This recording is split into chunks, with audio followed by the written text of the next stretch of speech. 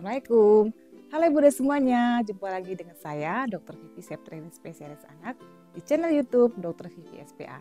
Di video kali ini saya akan membahas mengenai bahaya kabut asap bagi kesehatan anak dan upaya apa saja yang bisa dilakukan untuk melindungi diri yang bisa dilakukan oleh orang tua untuk mencegah gangguan kesehatan akan kabut asap ini. Karena itu, silakan tonton videonya sampai habis dan jangan lupa ya Bunda like, subscribe dan nyalakan tombol loncengnya ya agar Ayah Bunda bisa mendapatkan info-info tentang kesehatan anak lainnya di channel ini.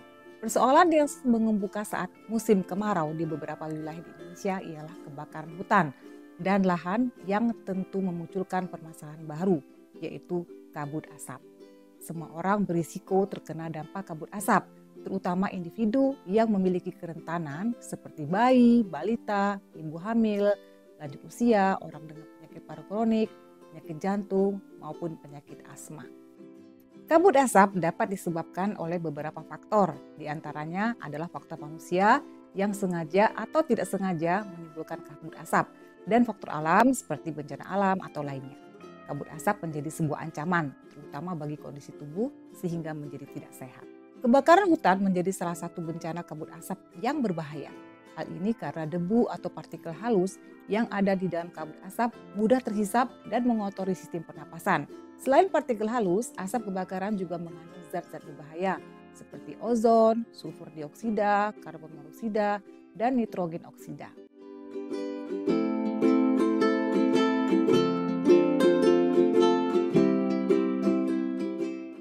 Adapun bahaya kabut asap bagi kesehatan yaitu yang pertama dapat menyebabkan iritasi pada mata, hidung, dan tenggorokan.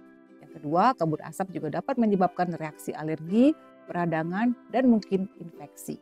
Kemudian yang ketiga bisa memperburuk penyakit asma dan penyakit paru kronis lainnya seperti bronkitis kronis. Yang keempat, kemampuan kerja paru menjadi berkurang dan menyebabkan seseorang mudah lelah dan mengalami kesulitan bernafas. Pada penderita penyakit jantung, kabut asap bisa membawa partikel-partikel bumi yang bernama PM2.5 yang dapat masuk ke dalam tubuh lewat saluran pernapasan.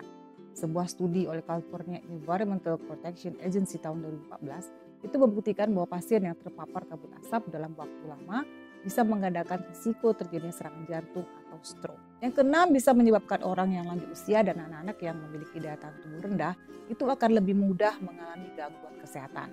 Yang ketujuh bisa mengurangi kemampuan tubuh dalam mengatasi infeksi paru-paru dan saluran pernapasan sehingga lebih mudah terjadi infeksi.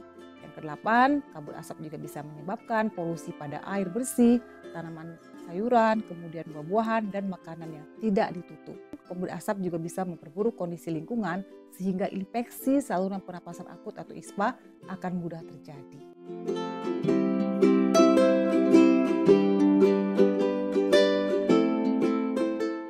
Nah, inilah Bunda, lakukan upaya-upaya untuk melindungi diri dari bencana asap. Di antaranya, yang pertama, hindari atau kurangi aktivitas di luar rumah atau gedung, terutama bagi mereka yang menderita penyakit jantung dan gangguan pernapasan. Kemudian kedua, jika terpaksa pergi keluar rumah atau gedung, sebaiknya menggunakan masker. Kemudian yang ketiga, minumlah air putih lebih banyak dan lebih sering. Kemudian yang keempat, bagi yang telah mempunyai gangguan paru dan jantung sebelumnya, berkonsultasilah kepada dokter untuk perlindungan tambahan sesuai dengan kondisinya. Kelima, selalu lakukan perilaku hidup bersih dan sehat atau PHBS seperti makan makanan bergizi, jangan merokok, dan istirahat yang cukup. Yang keenam, upayakan agar polusi di luar tidak masuk ke dalam rumah atau sekolah atau kantor dan ruang tertutup lainnya. Yang ketujuh, penampungan air minum dan makanan haruslah terlindungi dengan baik. Kemudian yang kedelapan, sayuran dan buah-buahan dicuci dulu sebelum dikonsumsi. Begitu pula dengan bahan-bahan makanan dan minuman perlu dimasak dengan baik. Bagi Anda yang menggunakan AC di rumah, pasanglah mode recirculate dan bersihkanlah filternya secara rutin. Begitupun saat Anda sedang berada di kendaraan seperti mobil, tutup jendela dan ventilasi mobil dan pasang AC pada mode recirculate.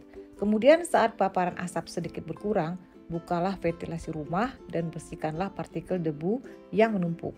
Kemudian hindari juga aktivitas di dalam rumah yang dapat menambah kontaminasi seperti memasak dengan kayu, kemudian merokok. Lalu untuk menjaga kelembaban membran mukosa, cobalah gunakan humidifier atau bernafas lewat kain basah. Lalu tingkatkanlah daya tahan tubuh anak dengan memberikan makanan bergizi, vitamin C, dan air putih yang cukup. Lalu jangan merokok di dekat anak atau di dalam rumah karena dapat memperparah polusi udara. Lalu perhatikanlah gejala gangguan pernapasan pada anak seperti batuk, pilek, sesak nafas, demam, atau nyeri dada. Jika anak mengalami gejala tersebut, segeralah bawa ke dokter untuk mendapatkan penanganan yang tepat.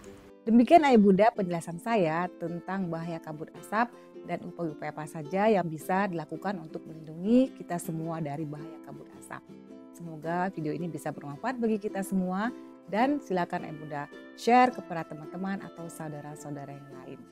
Demikianlah, wassalamualaikum warahmatullahi wabarakatuh. Sampai jumpa pada video-video saya selanjutnya. Salam sehat.